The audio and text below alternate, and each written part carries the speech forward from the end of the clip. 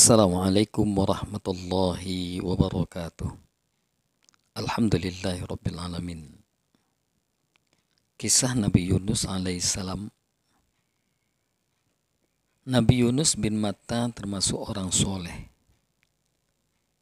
Sejak sebelum diangkat menjadi nabi dan rasul, beliau itu memang seorang ahli ibadah yang tekun. Ia termasuk orang yang lurus, namun ada kelemahannya, yaitu mudah hilang harapan. Ia telah mengajak kaumnya menyembah Allah dan meninggalkan penyembahan terhadap berhala, meninggalkan kemaksiatan dan kedurhakaan. Namun di antara sekian banyak kaumnya itu, hanya 2 orang yang mau mengikutinya. 2 orang itu adalah Rubil dan Tanuh. Rubil seorang yang alim dan bijaksana. Tanuh seorang yang tenang dan sederhana. Sadati wa sayyidatil a'izza wa ikhwanil kiram. Nabi Yunus meninggalkan kaumnya. Nabi Yunus mengancam kaumnya bahwa jika dalam tempo 30 hari mereka tidak mau insaf, tidak bertobat kepada Allah, maka akan diturunkan siksa Allah. Allah mencela batas waktu itu, dan supaya ditambah 10 hari, dengan demikian turunnya siksa itu menjadi 40 hari. Ia kembali kepada kaumnya untuk menyampaikan bahwa tanggung jawab Ia kembali kepada kaumnya untuk menyampaikan bahwa tenggang waktu bagi mereka ditambah 10 hari. Selepas itu mereka akan disiksa oleh Allah Subhanahu wa taala. Sadati wa sayyidatil a'izza ikhwanil kiram. Tetapi kaumnya tidak ada yang mau mengubrisnya. Mereka malah berani menunggu datangnya siksa itu. Nabi Yunus putus asa atas kebengalan kaumnya itu. Ia pun pergi meninggalkan kaumnya. Sadati wa sayyidatil a'izza ikhwanil kiram. Setelah 40 hari tiba-tiba muncullah awan gelap di pagi hari. Bertambah siang, mereka melihat cahaya merah seperti api hendak turun dari langit.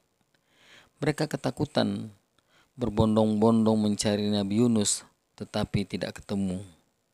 Tak seorang pun mengetahui tempatnya.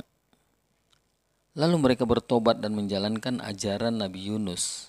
Maka siksa pun tak jadi diturunkan.